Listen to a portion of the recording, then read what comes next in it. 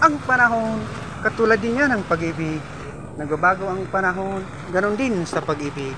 Kaya kung maghanap ka rin lang ng mamahalin, piliin mo na yung mas mahal mo talaga. Hindi yung napipilitan ka lang.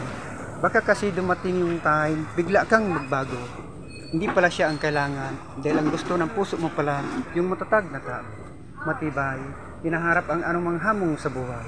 Marunong maglaan ng oras para sa itibay ng inyong relasyon sa panahon kayo. Para tumibay ang pundasyon na tinatag ng dalawa. Yan ang kailangan. Huwag mong sabihin wala ka. Responsibilidad mong pangalagaan na naging kayong dalawa. Tama ba ko? Tama di ba? Kahit wala ka, hindi naman kailangan ang sobrang halaga ng pera. Basta magkasama kayong dalawa. Sapat na. Hindi para gumasta. Dahil ba wala ka, hindi na kailangan magbanding kayong dalawa. Dito sa lugar na to, baka gusto nyo. Makakasama nyo pa si Makata. Pero lagi natin tatandaan, sa pagpili ng mamahalin, dapat laman ang puso mo't isipan. Mahal mong tunay, hindi yung napipilitan ka lang. Piliin mo yung taong hindi nagbabago, yung taong marunong magsakripisyo, mag-alay ng dangal, at handang mag-wish ng buhay. Yan ang taong hindi sabay sa panahon. Piliin mo yung taong kaya kang ipaglaban, sa totoo lang, kahit hindi niya kaya, mapipilitan siyang lumaban dahil sa Diyos.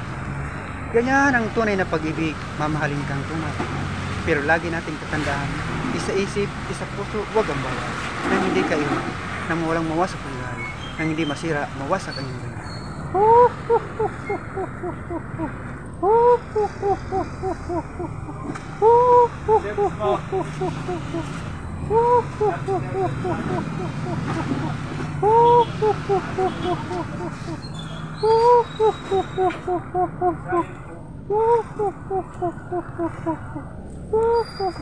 Welcome, Ixiapits! Maligaya kong harapin ang una kong kabanata sa Ixiapits.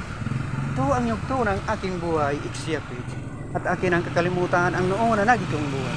Mga nauna at nauli kong nakaraan. Maraming salamat sa inyo, mga kaibigan. Salamat pag-unawa. Salamat po sa mga napanonood at pagtangkilik sa The Lobster Secret Lab.